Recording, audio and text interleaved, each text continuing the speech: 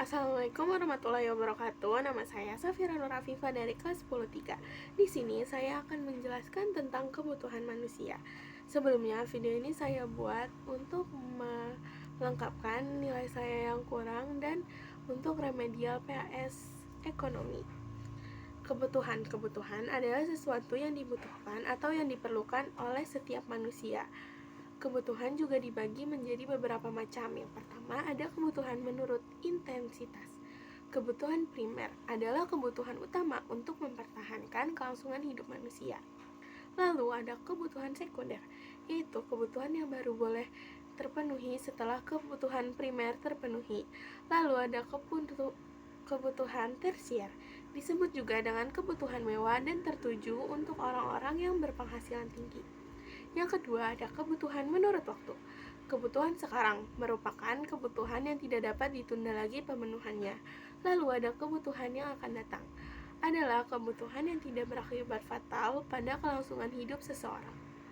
Lalu ada kebutuhan tidak terduga, harus dipenuhi ketika terjadi sesuatu yang sifatnya tiba-tiba.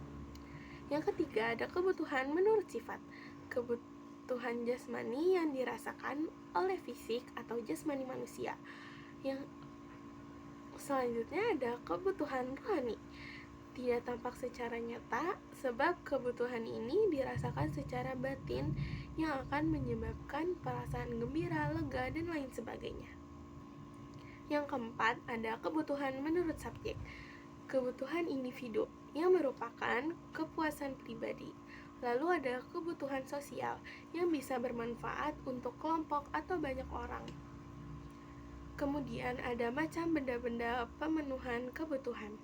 Yang pertama ada benda menurut cara mendapatkannya, yaitu benda ekonomi, benda bebas, dan benda ilit. Yang kedua ada benda menurut tujuan kegunaannya, yaitu ada benda konsumsi dan benda produksi. Lalu yang ketiga ada benda menurut proses pembuatannya, yaitu bahan mentah, bahan setengah jadi, dan bahan siap pakai. Yang keempat ada benda menurut hubungannya dengan benda lain, yaitu benda komplementer dan benda substitusi. Yang kelima ada benda menurut segi jaminannya, yaitu benda bergerak dan benda tidak bergerak. Sekian penjelasan dari saya, kurang lebihnya mohon maaf. Wassalamualaikum warahmatullahi wabarakatuh.